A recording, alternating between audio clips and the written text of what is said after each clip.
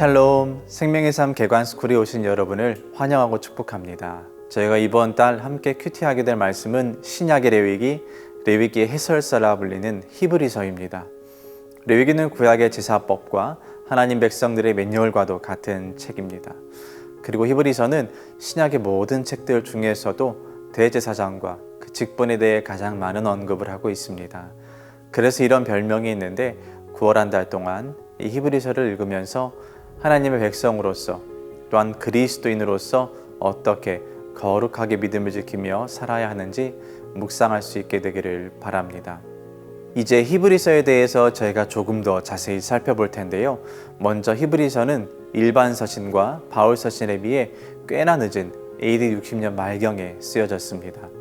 이렇게 추측해 볼 수 있는 몇 가지 이유가 있는데, 먼저는 13장에 등장하는 디모데의 석방 소식, 즉 디모데가 아직 살아있다는 것과, 그리고 예루살렘 멸망이 AD 70년인데 이 중요한 사건에 대한 언급이 없기 때문입니다.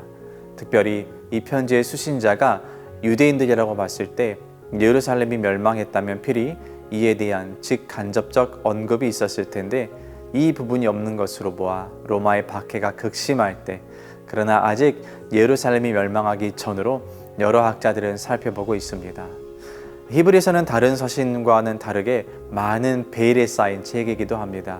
그 이유는 아직까지도 저자가 밝혀지지 않았기 때문인데요.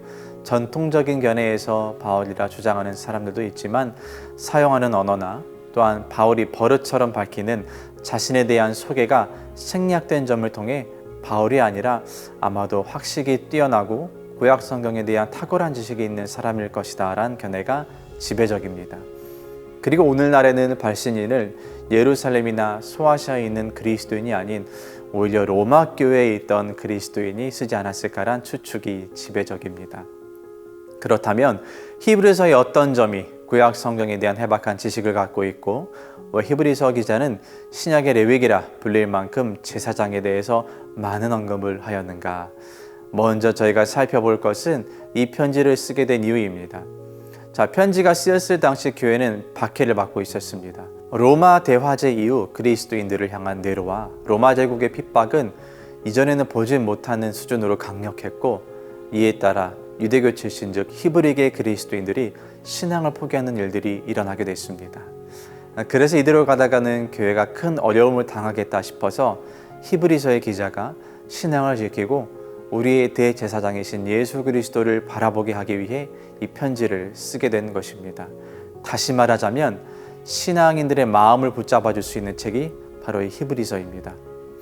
이에 따라 주 쓰신 자가 유대교 배경을 가지고 있는 사람들이다 보니 본서의 제목도 히브리서이고, 또한 구약에 대한 선 지식을 가지고 있는 사람들이 주로 읽다 보니 구약의 내용에 대한 언급이 꽤 상세히 인용되고 있습니다. 이에 더하여서 히브리서는 왜 우리가 그리스도를 모시고 살아야 되고, 또한 그리스도가 어떻게 우리의 메시아가 되시는지 탁월한 구약에 대한 이해와 설명을 덧붙여 전해주는데, 먼저는 탁월하신 그리스도, 즉 천사와 모세보다 뛰어나신 예수님을 묘사하고, 이어서 대제사장으로서의 그리스도, 즉 단번에 우리의 죄를 속죄해 주신 예수님에 대해서 말합니다. 그리고 이런 그리스도를 믿는 우리는 담대해야 한다는 것이 히브리서의 큰 주제입니다.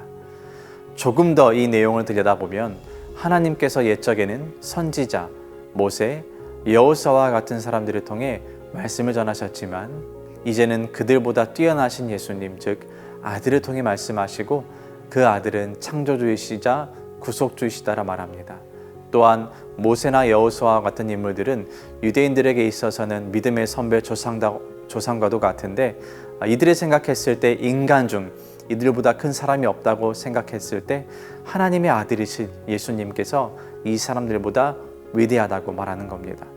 여기서 그치지 않고 히브리서 기자는 예수님을 위대한 대제사장으로 묘사하며 아론보다 탁월하신 멜기세덱의 반차를 따르는 구약의 옛 율법이 아닌 새 언약에 기초하여 자기 자신을 제물로 삼아 완전하고도 영원한 속죄 사역을 이루셨다고 선언합니다. 구약의 제사법은 정해진 시기별로 계속 진행돼야 되는데, 예수님께서는 그 속죄 사역을 통해 단번에 인류 모든 죄를 사하셨다는 것입니다. 그래서 이렇듯 히브리서의 앞부분에는 그리스도가 누구신지 우리에게 설명을 해주고 후반부에서는 우리가 그렇기 때문에 이 예수님을 향한 믿음을 지키며 핍박과 박해의 시대를 견뎌야 한다, 격려합니다. 이 가운데 소위 우리에게 널리 알려진 믿음장이라고 불리는 히브리서 11장을 통해 아브라함 이전부터 구약의 위대한 조상들은 믿음으로 살았다고 말합니다. 따라서 이러한 믿음을 본받아 우리 또한 어떤 핍박과 박해 속에서도 믿음을 잃지 않고 끝까지 이 경주를 마쳐야 한다고 주장합니다. 히브리서는 신학적으로 난해한 주제들이 포진되어 있는 책입니다. 그러나 그만큼 내용이 값지고 깊습니다. 뿐만 아니라 히브리서는 여전히 베일에 쌓여 있는 책이기도 합니다. 그러나 그 베일 속에 감춰진 하나님의 말씀의 보물을 찾으며 우리 영혼에 쌓아두는 감동과 재미를 느낄 수 있는 신비한 책이기도 합니다. 바라기는 9월 한 달 동안 히브리서를 묵상하며 다시 한번 우리가 믿는 예수님은 위대하신 하나님의 아들이라는 것을 고백하게 되고 또한 믿음의 조상들이 걸어갔던 믿음의 발자취를 이어서 가겠다는 결단이 일어나게 되기를 축복합니다.